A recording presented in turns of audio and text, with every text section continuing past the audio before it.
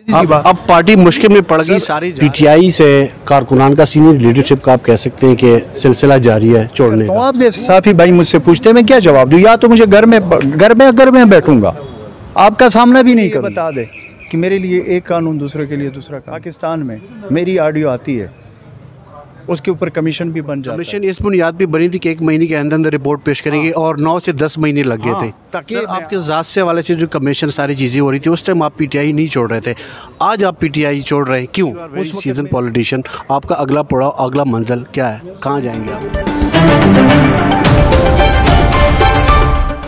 अस्सलामुअलैकुम नाज़रीन, मैं हूं इब्राहिम और आप देख रहे हैं आज़ाद टीवी। आज हमारे साथ मौजूद सीजन पॉलिटिशियन अजमल वज़ीर साहब। अस्सलाम वालेकुम सर। वालेकुम अस्सलाम।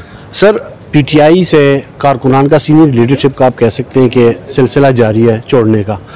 तो मैं तो ये नहीं कहूँगी कि मैं आपके हित्ते से, आपके इलाके से वाकिफ़ हूँ, मेरा खुद ताल्लुक है अभी कैसे हैं कि आप डरने वाली बात तो है नहीं, ना प्रेशर है, लेकिन फिर भी नाजरीन के लिए आप बता दें कि आप क्यों पार्टी छोड़ रहे हैं। सर जी, आपके सामने मैंने अभी जब ये प्रेस कॉन्फ्रेंस किया ना मेरे भाई, तो उसमें मैंने आपको कहा कि मेरे साथ खुद इतनी ज़्यादती हुई थी। अब आप मुझे बताएं, आपका ताल्लुक भी केपी से, इवन हम सारे पाकिस्तानी, आप मुझे ये बता दें कि मेरे लिए एक कानून दूसरे के लिए दूसरा कानून।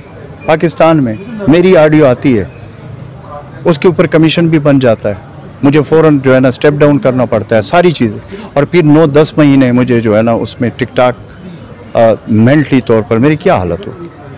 अब उस जेली ऑडियो के ऊपर मैंने अपने आप को पेश किया। सर, कतकलामी माँ, पश्तून रिवायत, सकाफत, तमद्दुन का मुझे भरपूर अंदाज़ा है।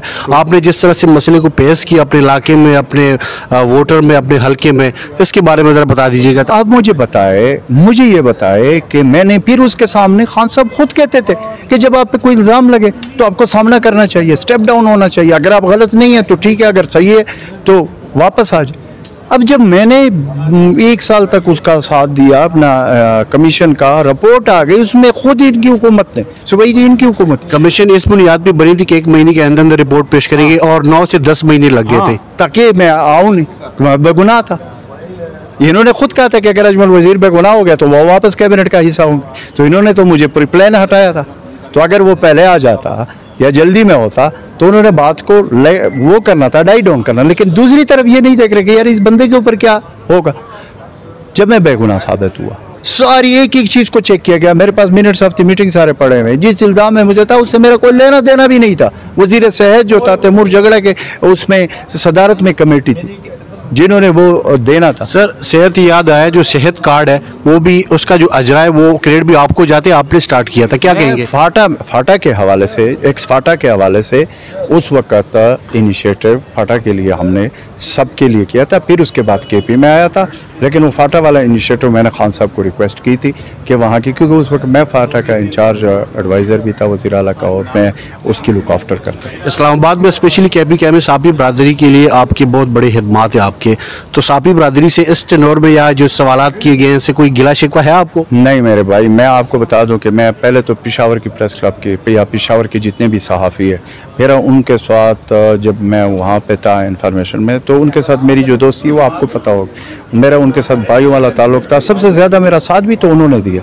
वो मेरे साथ खड़े हो गए, और उनकी प्रेशर के ऊपर ये रिपोर्ट बाहर आ गई, वरना रिपोर्ट तो नहीं आनी। सर, आपके ज़ात से हवाले से जो कमीशन सारी चीज़ें हो रही थी उस टाइम आप पीटीआई नहीं छोड़ रहे थे, आज आप पीटीआई छोड़ रहे हैं, क्यों? उस वक्त मेरे ज़ात की बात होती, तो आज पाकिस्तान, आज तो 9 मई के बाद आप मुझे बताएं कि कैसे मैं इस नैरेटिव को मैं कैसे चलाऊं। मैं ये कहूँ ये ठीक हुआ, मुझे एक पोजीशन लेनी पड़ेगी। अगर मैं ये कहता हूँ, बात करता हूँ, आप जैसे साफी भाई मुझसे पूछते मैं क्या जवाब दूं? या तो मुझे घर में बैठूंगा, आपका सामना भी नहीं करूंगा, फिर भी ये मसला है कि आधी रजामंदी तो हो गई ना, इन्हें आप चुप नहीं रह सकते। नहीं तो मुझे एक फैसला करना पड़ता। अगर मैं वो होता तो पार्टी डिसिप्लिन की खिलाफ वर्जी करता, ज़ाहिर है, फिर सवाल पे सवाल और फिर जवाब पे जवाब, तो मेरी बात से मुंह से निकलता पार्टी डिसिप्लिन। तो इससे बेहतर नहीं है कि मैंने एक पोजीशन ले ली, बस ठीक है, वरना मैं कभी भी ये नहीं सोच सकता था कि मैं पार्टी को छोड़ूंगा। सीधी सी बात। अब पार्टी मुश्किल में पड़ गई, सारे जा रहे हैं, पाकिस्तान तहरीक इंसाफ के लिए कोई विश? आपको मैं सिर्फ ये कह रहा हूँ कि wish you best luck Khan साहब को मैं कहता हूँ। मुझे वो नहीं है कि मैंने प्रेस कॉन्फ्रेंस में क्या, उन्होंने मेरी बड़ी इज्जत की है, कोई मैं उसके हवाले से मुझे कोई वो नहीं है कि मुझे खान साहब से अपनी ज़ात के हवाले से कोई गिला है। Sir, you are very seasoned politician, आपका अगला पड़ाव, अगला मंजिल क्या है, कहाँ जाएंगे आप? हो सकता है मैं सहाफ़ी बन जाऊँ। बहुत शुक्रिया सर, थैंक यू।